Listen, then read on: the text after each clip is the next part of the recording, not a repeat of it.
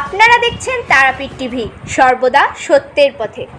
রাজ্যের প্রাক্তন মুখ্যমন্ত্রী বুদ্ধদেব ভট্টাচার্য দীর্ঘদিন ধরে অসুস্থ ছিলেন। আজ সকাল 8:20 তিনি তার বাসভবনে ইহলোক ত্যাগ করে পরলোক গমন করেন। উপলক্ষে গোটা রাজ্য আজ শোকস্তব্ধ। রামপুরহাট সিপিআইএম পার্টির পক্ষ থেকেও তাকে শেষ শ্রদ্ধা জানানো হয়।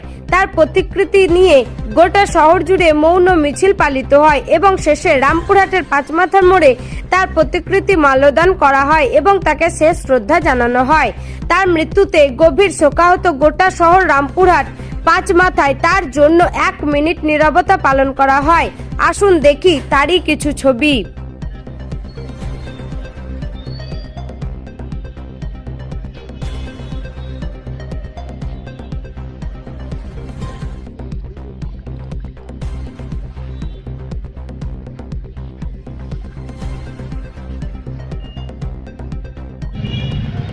আপনারা সবাই জানেন যে আগামীকাল সকাল 10:30টায় কমরেড বুদ্ধদেব ভট্টাচার্যের মরদেহ আমাদের পার্টি রাজ্য দপ্তর আলিপুর স্ট্রিটে নিয়ে যাওয়া হবে।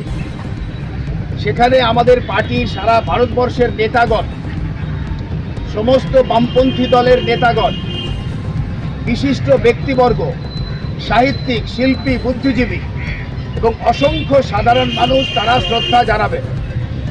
আমাদের পার্টির সিদ্ধান্ত অনুসারে সারা পশ্চিমবাংলার সঙ্গে সঙ্গতি রেখে আগামীকালকে রামপুরহাটেও ডাকবাংলার মোড়ে সকাল 10:30টা থেকে কমরেড বুদ্ধদেব ভট্টাচার্যের প্রতিকৃতি রাখা থাকবে। আমরা আগামীকালকেও সকাল ঠিক 10:30টায় ডাকবাংলা মোড়ে উপস্থিত হব। যারা আজকে নানান কারণে ইচ্ছা থাকা সত্ত্বেও আসার সুযোগ পেলেন না, তাদেরকেও সংবাদ দেব এবং অসংখ্য সাধারণ মানুষ যাতে আগামীকালকে রামপুরহাটেও তাকে শেষ শ্রদ্ধা নিবেদনের সুযোগ পান, তার ব্যবস্থা আমাদের করতে হবে। এটা হচ্ছে আগামীকালকের কর্মসূচি। এখন আমরা যারা